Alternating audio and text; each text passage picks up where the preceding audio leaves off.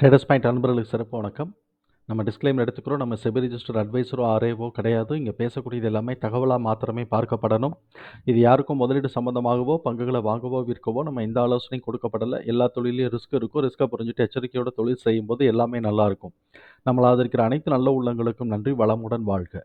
நண்பர்களே, நம்ம நிஃப்டி 50ல் வந்து ரிசல்ட் பப்ளிஷ் ஆன கம்பெனிஸாக பார்த்துட்டு வரோம். அந்த வரிசையில் இப்போ நம்ம அப்போலோ ஹாஸ்பிட்டல் பார்க்குறோம். அப்போலோ ஹாஸ்பிட்டலை பொறுத்த வரைக்கும் எக்ஸ்பென்சிவ் பெர்ஃபார்மர் அப்படிங்கிற கிளாசிஃபிகேஷன்ஸில் தான் ட்ரெண்ட் லைனில் கொண்டுருக்குறாங்க. இதில் என்னன்னாக்க, இதுக்கு முன்னாடி பார்க்கும்போது அட்லீஸ்ட் ஒரு ரெண்டாவது க்ரீனாக இருக்கும். இப்போ இது எல்லாமே 2ல் ஆரஞ்சு, 1ல் ரெட் இருக்குது. அதனால இது கொஞ்சம் ஜாக்கிரதையாக ஹேண்டில் பண்ண வேண்டிய ஒரு ஸ்டாக் தான். இப்போ டியூரபிலிட்டி ஸ்கோர் 50 இருக்குது. ஃபினான்ஷியலாக நல்லா ஸ்ட்ரென்த்தாக இருக்கும். மீடியம் ஸ்ட்ரென்த்தாக இருக்கிறாங்க. ஆனால் வேல்யூவேஷன் ஸ்கோர் வந்து 16.3 இருக்குது. இது ஒரு எக்ஸ்பென்சிவ் வேல்யூவேஷன், அதாவது ஓவர் வேல்யூவேஷனுங்கிறது தான் அப்படி டீசெண்டாக எக்ஸ்பென்சிவ் வேல்யூவேஷன் சொல்கிறாங்க. மொமெண்டம் ஸ்கோர் 51 இருக்குது. இது நியூட்ரலாக தான் போய்கிட்டு இருக்கு. ட்ரெண்டு இல்லை, நியூட்ரல் ட்ரெண்டில் இருக்குது. அனாலிசிஸ் ப்ரைஸ் டார்கெட் என்ன செய்யணும்னா 6816 கொடுத்துருக்குறாங்க. ஒன் இயர் லோ ப்ரைஸில், போன வருஷம் லோ ப்ரைஸில் இது வந்து 17% அப்சைட் கொடுத்துருக்குறாங்க. கரண்ட் ப்ரைஸ் 5846 போய்கிட்டு இருக்கு. இப்போ இவங்களுடைய ஃபண்டமெண்டல் கீ மெட்ரிக்ஸை பார்த்தோம்னாக்க, இன்ட்ரெஸ்ட் கவர் ரேஷியோ வந்து 5.6 இருக்குது. கரண்ட் ரேஷியோ 1.1 இருக்குது. நல்ல சால்வன்சி பொசிஷன், அடிக்குவேட் சால்வன்சி பொசிஷனை மெயின்டைன் பண்ணுறாங்க. ஆர்ஓசி அண்ட் ஆர்ஓஇ எபவ் 10 இருக்குது.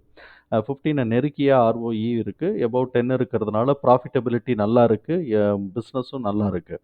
இப்போ டெப்ட் டு ஈக்விட்டி 0.5 இருக்கிறதுனால இது வித்தின் த தியரட்டிக்கல் லிமிட்டில் இருக்குது. அதனால இதுவும் நல்லா இருக்குது. ஸோ இப்போ வந்து கம்பெனி நல்லா ஸ்ட்ராங்காக இருக்குது. பிஸ்னஸ் நல்லா ஸ்ட்ராங்காக இருக்குது. ரிட்டர்னும் மாடரேட்டாக வந்துகிட்டு இருக்கு. அதே சமயத்தில் பிஇ வந்து 93.5 வந்திருக்கு. இப்போ ப்ரைஸ் டு புக்கு வந்து 11.5 இருக்குது. இது ரெண்டுமே நம்மளை பொறுத்த வரைக்கும் ஓவர் வேல்யூஷன் தான்.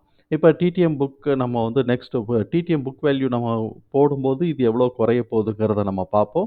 அதுக்கு ஈக்குவலாக இபிஎஸ் இன்க்ரீஸ் ஆனால் மாத்திரம்தான் இந்த 93லேருந்து குறைஞ்சி கீழே வரணும்.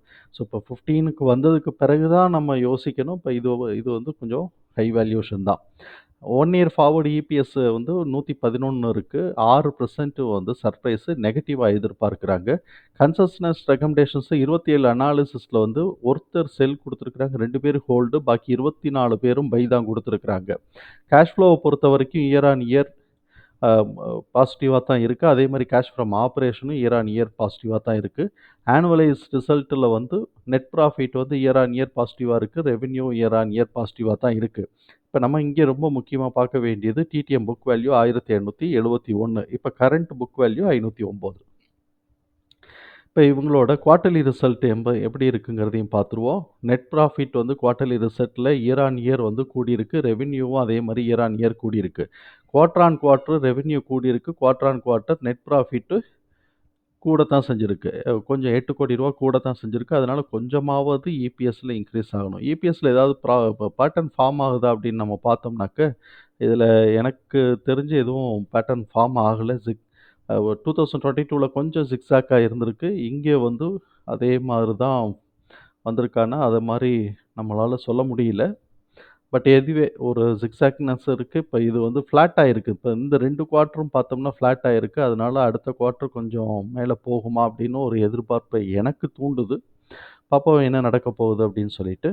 இப்போ இவங்களோட இதில் வந்து ஷேர் ஹோல்டிங் பேட்டர்னில் ப்ரொமோட்டர்ஸ் வந்து 16% ஆஃப் த ஸ்டாக் வந்து ப்ரொமோட்டர்ஸ் வந்து பிளெட்ஜ் பண்ணியிருக்கிறாங்க. இவங்க வந்து எஃப்ஐஐஎஸ் வந்து 1% கிட்டக்க, அதாவது 1%னா எக்ஸாக்டாக 1% இல்லை, 46.25லேருந்து 45னா 0.6% வந்து ரெடியூஸ் பண்ணியிருக்கிறாங்க. இவங்க வந்து டிஐஏஎஸ் வந்து அதே 0.3% இன்க்ரீஸ் பண்ணியிருக்கிறாங்க. பெருசாக பேலன்ஸ் இல்லாட்டியும் ஓரளவுக்கு மாடரேட்டாக பேலன்ஸ் பண்ணியிருக்கு. இப்போ நம்ம அந்த இபிஎஸ் டேட்டாலாம் தூக்கி நம்ம உள்ள தூக்கி போட்டோம். இப்போ இருக்கக்கூடிய புக் வேல்யூவுக்கு ஃபேர் ப்ரைஸு 846 வருது. இது வந்து டிடிஎம் புக் வேல்யூ 1871. அப்படி டிடிஎம் புக் வேல்யூ 1071 இருந்ததுனாக்க, இது வந்து டிடிஎம் ப்ரைஸ் டு புக் வந்து 3.12 வரும். இப்போ பார்த்தீங்கன்னா இங்கே 11 இருந்துச்சு இல்லையா, புக் வேல்யூ 11 இருந்துச்சுல்ல, 11 இருந்தது வந்து அந்த டிடிஎம் புக் வேல்யூ மாத்திரம் அச்சீவ் பண்ணினாங்கனாக்க, இது வந்து 3.12 வர்றதுக்கு வாய்ப்புகள் இருக்குது. அதே மாதிரி நம்ம வந்து லோ வந்து எடுத்திருக்கிறது வந்து 1623. இப்ப இதுக்கு உண்டான சர்ப்ரைஸ் எல்லாத்தையும் நம்ம போட்டோம். இதுக்கான பிரைஸ நம்ம வந்து பார்ப்போம். மேக்ஸிமம் வந்து என்ன பண்ணுது அப்படின்னு சொன்னாக்க, இப்ப இருக்கக்கூடிய புக் வேல்யூக்கு வந்து இப்ப இருக்கக்கூடிய லோ ஸ்கோருக்கு, இப்ப இருக்கக்கூடிய இபிஎஸ்ஸுக்கு 2469லேருந்து 2780 தான் நமக்கு காட்டிக்கிட்டு இருக்கு. டிடிஎம்னு போச்சுன்னா கூட, அதாவது டிடிஎம் புக் வேல்யூ இப்ப இருக்கக்கூடிய இபிஎஸ்ஸுக்கு. இபிஎஸ் இன்கிரீஸ் ஆகாம இதுக்கு ஃபர்தரா நமக்கு வந்து மேல ஏறுங்கிற ஸ்கோப் நமக்கு கம்மியா தான் இருக்கு.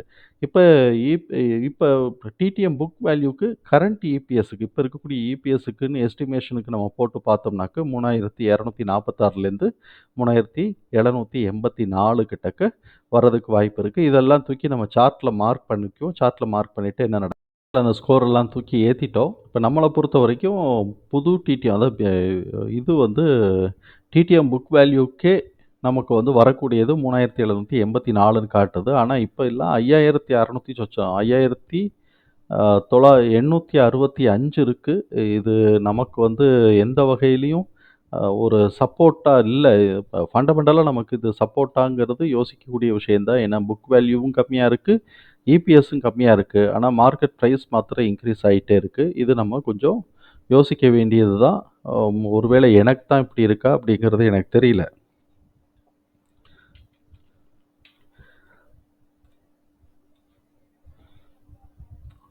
அதனால இந்த பிரைஸுக்கு என்கிட்ட இருக்கக்கூடிய டேட்டாக்கு ஃபண்டமெண்டலா ஸ்ட்ராங்கா இல்ல. அப்படிங்கிறது தான் நான் யோசிக்கக்கூடிய ஒரு விஷயமா இருக்கும். இதுதான் நம்மளுடைய ப்ரைஸா இருக்கு. இப்போ லோ வந்து 1623 எடுத்திருக்கிறோம். 24 2450, 2750 2450லேருந்து 2750 வரைக்கும் ஒரு ஸ்கோர் இருக்கு, லெவல் இருக்கு. அப்புறம் புக் வேல்யூ டிடிஎம்மை பொறுத்த வரைக்கும் அதோட ப்ரைஸாக கன்வெர்ட் பண்ணோம்னா 3246, 3784 இந்த ஸ்கோர் லெவலுக்கு இருக்குது. ஆனால் இது இப்போ கரண்ட் ப்ரைஸ் 5865 ஓடிக்கிட்டு இருக்கு. இதில் வந்து என்னால் இதுக்கு மேலே எந்த கருத்தையும் என்னால் சொல்ல முடியல. தகவல் நமக்கு பயனுள்ளதாக இருந்ததுன்னா சங்கருக்கு ரொம்ப சந்தோஷம் தான். நம்மளை ஆதரிக்கிற அனைத்து நல்ல உள்ளங்களுக்கும் நன்றி. வளமுடன் வாழ்க.